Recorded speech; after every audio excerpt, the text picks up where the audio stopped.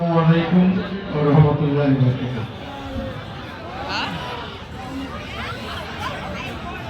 সম্মানিত মুসল্লিগণ,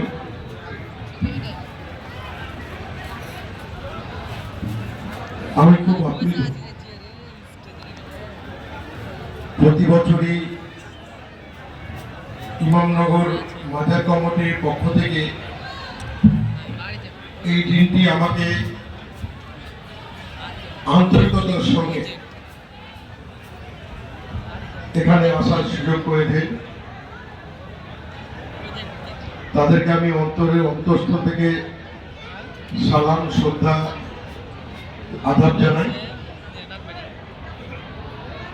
আমি আসছিলাম মূল মঞ্চের সামনে। আমাদের আজকে যে মূল আলোচ্য বিষয়, ইসলামের উপর দাঁড়িয়ে ইসলামের ভিত্তি ভিত সম্পর্কে ধর্মীয় চর্চা হবে। রাস্তায় যে পরিমাণ ভিড় দেখলাম, আমার গাড়ি আসতে যেখানে 2 মিনিট লাগে সেখানে 8 ঘন্টা রাস্তা অতিক্রম করতে হয়েছে। কিন্তু মঞ্চের সামনে যখন এসে দেখি যে কচি কাঁচা বাচ্চারা চেয়ারে বসে আছে আর এলাকার গুরুজনেরা রাস্তায় চায়ের দোকানে, বাদামের দোকানে বসে বসে দূর থেকে জালসা শুনছে বা শুনছেন না, কিন্তু অংশগ্রহণ করছেন, এটা কিন্তু আমাদের কাছে কাম্য নয়। তার কারণ প্রতি বছর না ইমামনগর মাজার কমিটির পক্ষ থেকে, এখানকার মাজার কমিটির পক্ষ থেকে বকুল সাহেব বলছিলেন যে এখানে আমাদের শুধু ধর্মীয় চর্চা যেমন হয়, মুসলিম ধর্মের বাইরে অমুসলমানদের এখানে আমরা আমন্ত্রিত করি, একটা সম্প্রীতির বার্তা আমরা বহন করি। তো আমি যারা বাইরে ঘোরাফেরা করছে তাদের কাছে অনুরোধ রাখবো যে যখন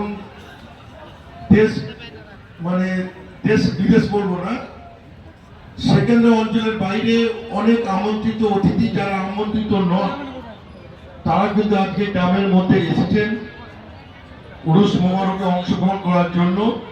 সেহেতু তারাও এসে দেখছেন যে এখানকার যারা সম্মানিত সুনাগরিক তারা সামনের চেয়ারগুলোকে ঠিকভাবে ফিল করছে না। এটা কিন্তু মাজার কমিটির পক্ষে একটা ভালো দৃষ্টান্ত থাকবে না। অনুরোধ রাখবো আপনারা মূল মঞ্চের সামনে আসুন। আজকে মূল মঞ্চে আমাদের যিনি সভাপতিত্ব করছেন ইমাম সাহেব, আমার সঙ্গে এসছেন এলাকার বিশিষ্ট সমাজসেবী ইলিয়াস চৌধুরী সহ ভাই ইসব শেখ, মোতার হোসেন, প্রধান প্রতিনিধি আমাদের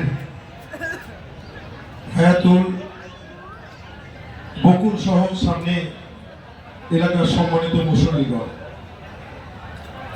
আজকের এই অনুষ্ঠানে সভাপতি বাংলা সাহেব সঠিকভাবে বলছিলেন, যেটা আজকে আমাদের আলোচনা হচ্ছে ধর্মীয় আলোচনা। আমরা যারা মুসলমান হিসাবে জন্মেছি আমরা সকলেই জানি ইহকাল এবং পরকাল বলে দুটি জিনিস আমাদের কাছে বাস্তব সত্য। মানুষ জন্মিলে মানুষকে মৃত্যুবরণ করতে হবে, এটাই কিন্তু বাস্তব। কুল্লিন নফসিন জায়গাতুল মউত, মানুষকে জন্মিলে তাকে মৃত্যুবরণ করতে হবে। এবং এই কালটা আমরা যারা বর্তমান কাল যারা আমরা এখানে বেঁচে বসবাস করছি, আমাদের আয়ু কিন্তু সীমিত। কালই হয়তো 1 সেকেন্ড, 1 দিন থেকে শুরু করে সর্বোচ্চ আমরা 100 বছর পর্যন্ত বেঁচে থাকি।